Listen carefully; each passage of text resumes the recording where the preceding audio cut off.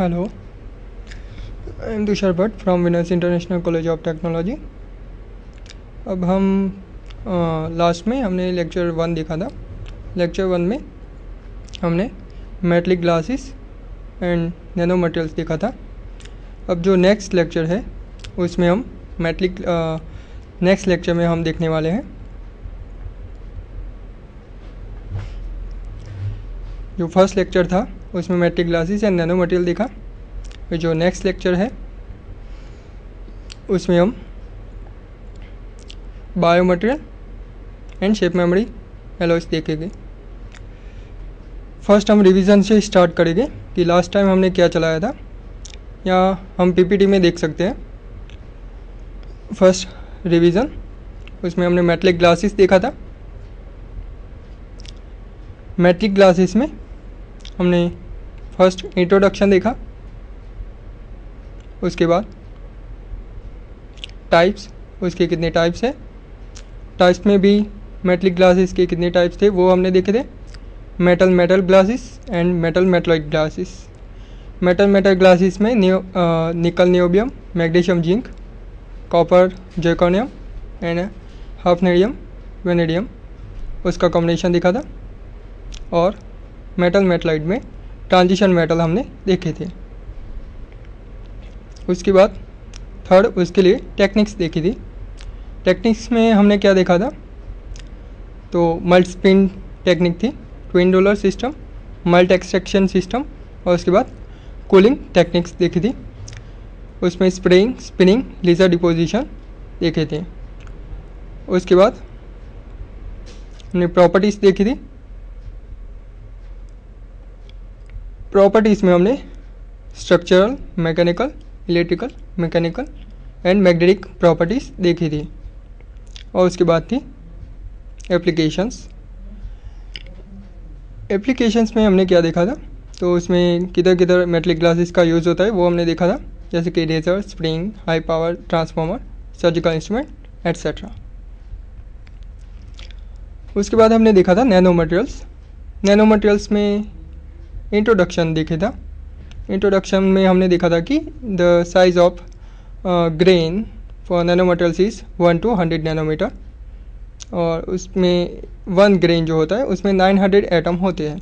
जैसे कि जो सिंपल मटेरियल होते हैं उसमें 900 की जगह माइक्रोमीटर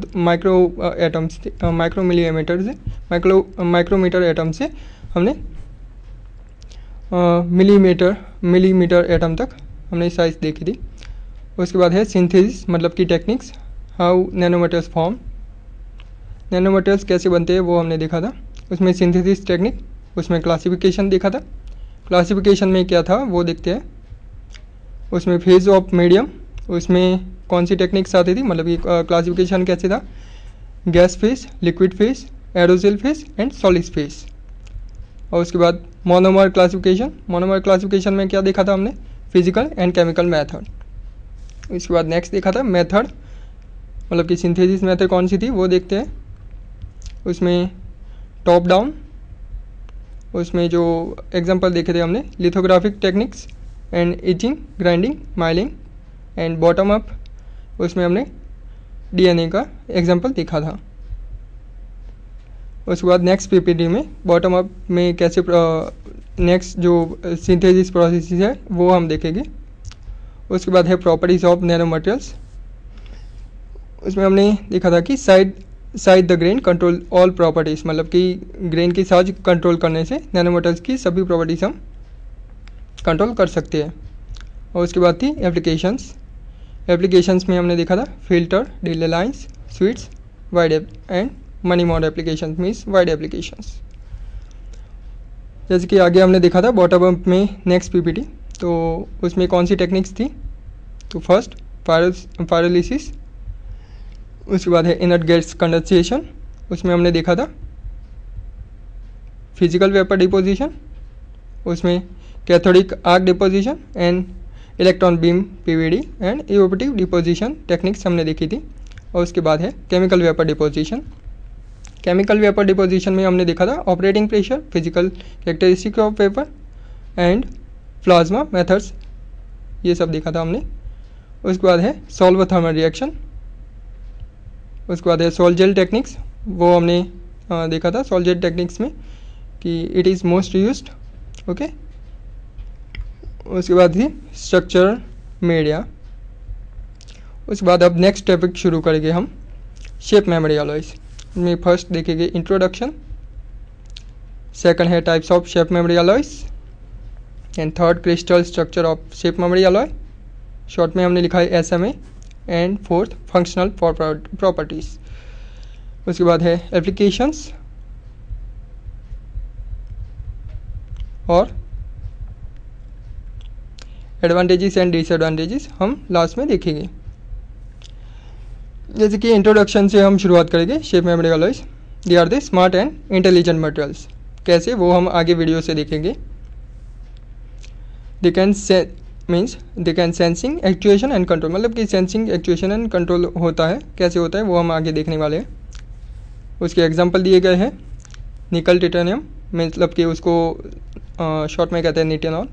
उसके बाद है कॉपर एल्यूमिनियम निकल का combination, then copper zinc aluminium का combination, and ferrous manganese and silicon का कॉम्बिनेशन। अभी ये जो वीडियो है वो अब हम देखने वाले हैं। ये जो वीडियो है पहले ध्यान से देखें, उसके बाद उसका फिर से हम देखने वाले हैं।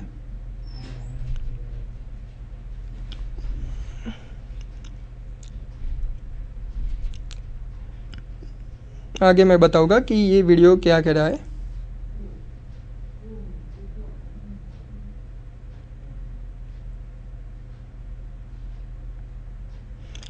ये जो इफेक्ट है वो शेप मेमोरी अलॉयज की इफेक्ट है। जैसे कि हमने आगे बोला कि they are the smart material में, मतलब कि shape memory alloys are the smart material. Okay, तो उसमें दो तरह की इफेक्ट्स होती है। एक जो है उसको कहते हैं one way shape memory alloy effect, and दूसरी जो है उसको कहते हैं two way shape memory alloy.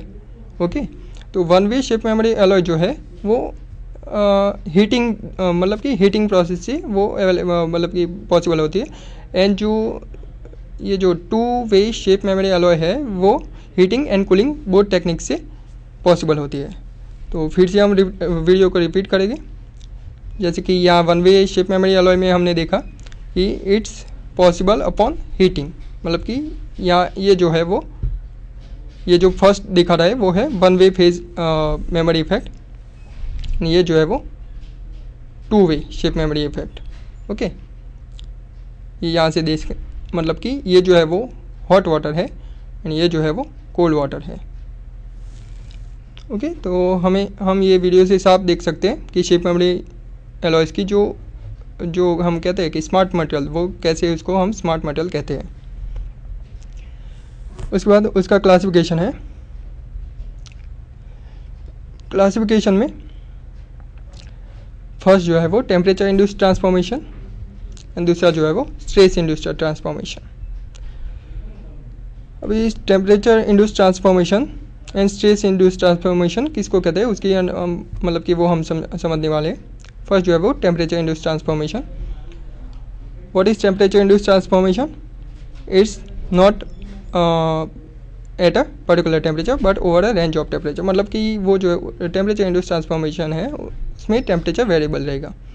And stress induced transformation में जो टेम्परेचर है वो कांस्टेंट रहेगा अगर वो लोड डिपेंडेंट रहेगा। बेसिक्स ऑफ इंड्यूस्ड ट्रांसफॉर्मेशन, उसमें ऑस्टेनाइट एंड मार्टेनसाइट देखेंगे। वो क्या है वो अब हम देखेंगे। What is austenite and what is martensite? Face exist at high temperature, that is austenite face, it has platelet structure, मतलब कि ऑस्टेनाइट फेस जो है उसका जो स्ट्रक्चर है वो प्लेटलेट रहेगा। And face at low temperature उसको कहेंगे हम मार्टेनसाइट फेस, और उसका जो स्ट्रक्चर है वो निडल लाइक स्ट्रक्चर रहेगा। ऑस्टेनाइट फेज में कैसे पॉसिबल होता है? तो it possess highly symmetric structure, मतलब कि क्यूबिक। कैसे आएगा क्यूबिक? तो वो इस तरह का मतलब कि स्ट्रक्चर आएगा ऑस्टेनाइट फेज का। सेकंड जो है वो martensite phase, it possess a low symmetric structure, मतलब कि मोनोक्लिनिक स्ट्रक्चर। तो वो जो है वो इस तरह का स्ट्रक्चर रहेगा। उसके बाद है martensite phase with one of two forms, मतलब कि मार्टेनसाइट फेज के दो फॉर्म होते हैं। एक जो है वो उसको कहते हैं ट्विन्ड मार्टेनसाइट, और दूसरा जो है उसको कहते हैं डी ट्विन्ड मार्टेनसाइट और डिफॉर्म्ड मर्टेनसाइट, मतलब कि डी ट्विन मर्टेनसाइट को डिफॉर्म मर्टेनसाइट कह सकते हैं। ट्विन मर्टेनसाइट का जो स्ट्रक्चर है वो इस तरह का आएगा एंड डी ट्विन मर्टेनसाइट का जो स्ट्रक्चर है वो इस तरह का आएगा। कैसे पॉसिबल होता है ऑस्टेनाइट स्ट्रक्चर जो है वो कैसे मतलब कि वो क्यूबिक कैसे बनता है, तो it occurs at high temperature, मतलब कि ऑस्टेनाइट फेज है वो हाई टेम्परेचर पे पॉसिबल रहेगा। ओके एंड उसका जो स्ट्रक्चर है वो क्यूबिक रहेगा। एंड मर्टेनसाइट जो स्ट्रक्चर है मतलब कि मर्टेनसाइट फेज है वो हमें कब मिलेगा, it at low temperature phase, मतलब कि लो टेम्परेचर पे हमें मर्टेनसाइट फेज मिलेगा और उसका जो स्ट्रक्चर है वो मोनोक्लिनिक क्रिस्टल स्ट्रक्चर मिलेगा। उसके बाद है temperature induced transformation in shape memory alloys. यहाँ जो एस जो लिखा है वो स्टार्ट के लिए है, F finish, A for austenite and M for martensite. देखेंगे हम आगे हम टेम्परेचर वर्सेस फेज का ग्राफ ड्रॉ करने वाले हैं और उससे हम टेम्परेचर इंड्यूस्ड ट्रांसफॉर्मेशन कैसे पॉसिबल होता है वो हम देखेंगे। तो फर्स्ट जो स्टार्टिंग है वो ऑस्टेनाइट फाइनल से होगा, उसको हमने ए सबस्क्रिप्ट एफ से डिनोट किया है, वो हम इधर से देख सकते हैं और उसका जो स्ट्रक्चर है वो क्यूबिक स्ट्रक्चर है। ये जो है वो क्यूबिक स्ट्रक्चर है।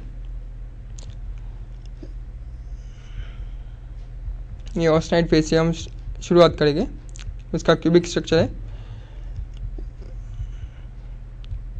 5 से 30 डिग्री सेल्सियस से हम ऑस्टेनाइट फाइनल को, मतलब कि ऑस्टेनाइट फिनिश नहीं है वो, इट इज़ फाइनल। ओके तो austenite final and finish it can converted to martensite start at 5 to 30 degree Celsius, मतलब कि ऑस्टेनाइट फाइनल को हमें मर्टेनसाइट स्टार्ट में कन्वर्ट करना है तो उसको हमें कितना टेम्परेचर देना पड़ेगा, 5 to 30 डिग्री सेल्सियस। तो ये जो है मर्टेनसाइट स्टार्ट जो है वो मर्टेनसाइट फाइनल में कैसे कन्वर्ट होगा, मतलब कि मर्टेनसाइट फाइनल मतलब कि मोनोक्लिनिक स्ट्रक्चर, वो हमने इधर बताया है मोनोक्लिनिक स्ट्रक्चर। तो मर्टेनसाइट स्टार्ट जो है वो मर्टेनसाइट फाइनल में कैसे कन्वर्ट होगा, तो अपॉन हम ये जो फेज है वो हम टेम्परेचर अप्लाई करते हैं तो ये जो मर्टेनसाइट स्टार्ट है वो डायरेक्टली हमें मर्टेनसाइट फाइनल में कन्वर्ट होता दिखेगा, मतलब कि 100%, और वो जो है वो हमें मोनोक्लिनिक मिलेगा।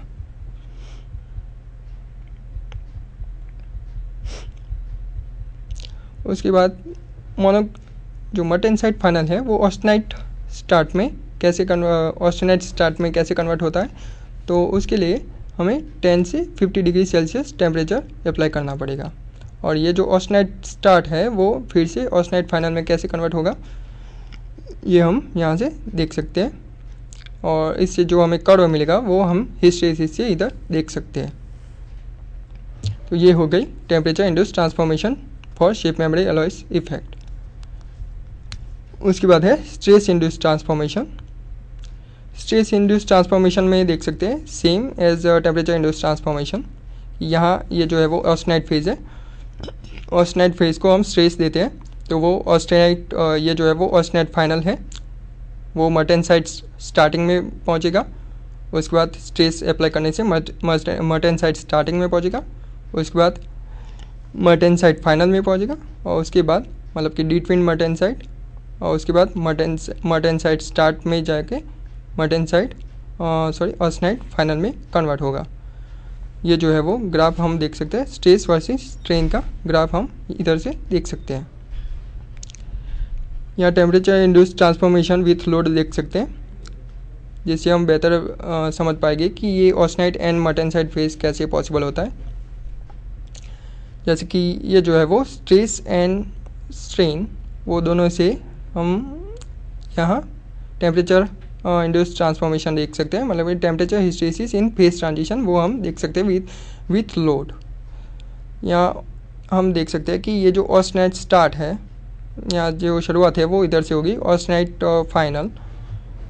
फाइनल को हम कूल करते हैं तो वो मर्टेनसाइट फाइनल में कन्वर्ट होगा।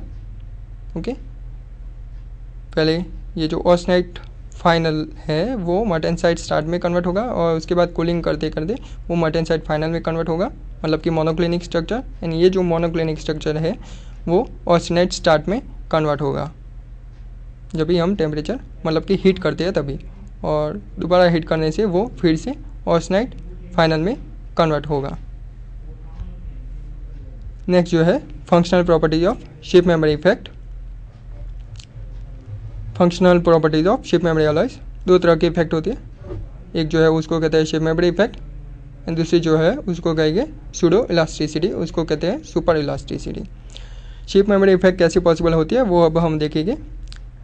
उसके लिए लोड वर्सेस टेम्परेचर का प्लॉट हम यहाँ देखेंगे। यहाँ हम ये जो देख सकते हैं वो है ऑस्टेनाइट फाइनल, मतलब कि क्रिस्टल स्ट्रक्चर। उसको कूल करने से हमें ट्विन्ड मर्टेनसाइट मिलेगा। ये ट्विन्ड मर्टेनसाइट वो फिर से डी ट्विन्ड मर्टेनसाइट में लोडिंग अप्लाई करने से मिलेगा, और ये जो डी ट्विन्ड मर्टेनसाइट है उसको हीट करने से हमें ऑस्टेनाइट फाइनल मिलेगा, मतलब कि क्रिस्टल स्ट्रक्चर मिलेगा। तो यहाँ हमें क्या मिलता है, क्रिस्टल स्ट्रक्चर, एंड ये जो है वहाँ हमें मिलता है मोनोक्लिनिक स्ट्रक्चर। ओके, और उन दोनों के बीच का जो स्ट्रक्चर है उसको कहते हैं twin martensite, which is the combination of both austenite and detwinned martensite. वो हम यहाँ से देख सकते हैं। नेक्स्ट जो है वो application of shape memory effect, किधर उसका यूज़ होता है shape memory alloys and effect का। तो coffee pots, thermostats, vascular stents, hydraulic fitting for airplanes, फिर देखेंगे pseudo elasticity nickel titanium alloy से। यहाँ से हम देख सकते हैं ये जो है वो सूडो इलास्टिसिटी इफेक्ट है। यहाँ स्ट्रेस वर्सेस स्ट्रेन का प्लॉट हमने ड्रॉ किया है। यहाँ से हम देख सकते हैं कि ये जो है वो ऑस्टेनाइट फाइनल, मतलब कि क्रिस्टल स्ट्रक्चर दिखा रहा है। ओके, स्ट्रेस आप ज़ीरो करते हो तो वो फिर से नॉर्मल कंडीशन में आ जाएगा, एंड स्ट्रेस अप्लाई करने से वो ऑस्टेनाइट जो है हमें मिलेगा। और इसके बाद ये जो है वो सूडो इलास्टिसिटी इफेक्ट है। सूडो इलास्टिसिटी इफेक्ट हमें कैसे मिलती है, तो स्ट्रेस हम अप्लाई करते हैं तो हमें स्ट्रेन के हिसाब से ये बी मिलेगा, बी स्ट्रेस रिलीज़ करते हैं तो ये हमें सी मिलेगा, मतलब कि सूडो इलास्टिक प्रॉपर्टी हमें मिल रही है। और फिर से स्ट्रेस रिमूव करने